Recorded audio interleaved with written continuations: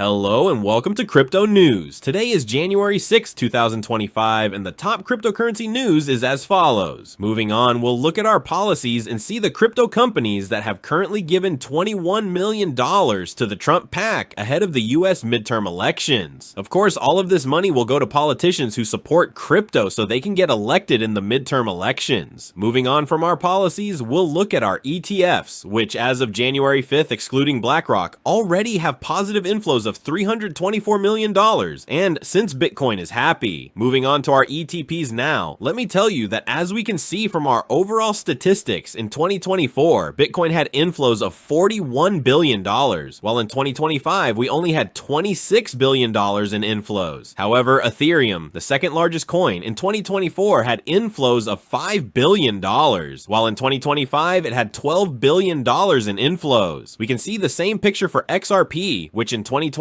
had inflows of $608 million, while in 2025 it had inflows of $3.63 billion. Solana, from $310 million in inflows, now has inflows of $3.5 billion. So we see companies and ETPs investing in assets other than Bitcoin in 2025. Moving on to the companies buying cryptocurrencies, Strategy typically bought $116 million in Bitcoin, starting with the positive in 2026. As for banks, let me tell you that Bank of America is becoming more crypto-friendly, as it has told its wealth advisors to also recommend Bitcoin ETFs to their clients. Now, moving on to security, we're going to MetaMask. There's a new phishing campaign, and you can see the message here in your email that says, now enable two-factor authentication. And if you go to the page, they will obviously trick you and try to get your wallet keys, so be very careful. No wallet provider will ever ask you for your wallet password, so be careful, and be careful with future errors from Ledger, not from Ledger itself. However, the wallet manufacturer Ledger has confirmed that its e-commerce partner, Global-e, says there was a data breach, but warns that the wallets are secure, and that is true. However, thanks to this breach, criminals have access to sensitive information, such as username, email, phone number, address, and so on. So in the coming months or weeks, you may receive a very credible email from Ledger, who knows who you are and asks you for various things. So be careful and do not give out sensitive information, such as your password. Continuing with our coins, we will go to an Ethereum layer 2, Starknet, which stopped working for 4 hours. What happened in this case is that the network developers themselves found a bug in the code and stopped the network itself to fix it, and after 4 hours they fixed the problem and we continued normally. While we tell you that Jupiter also launched its own stablecoin, JupUSD, we knew it wanted to do it anyway, and we tell you that it is 90% backed by BlackRock's tokenized fund and Athena's USDDB, since the stablecoin itself was created with Athena White Label, which is a tool from Athena so that anyone can create their own stablecoin. Continuing with our market, I want to tell you that Bitcoin is at $93,000. Furthermore, thanks to the rise of Bitcoin, we also have liquidations in the cryptocurrency market that reached $329 million in the last 24 hours. That wraps up the top news for crypto. Today is January 6, 2025. I'd like to remind you that the content you just watched is created for educational purposes only and should not be considered as investment advice, but rather as investment opinion. Please subscribe to the channel, leave a like, and feel free to comment. Take care, everyone, and have a good day.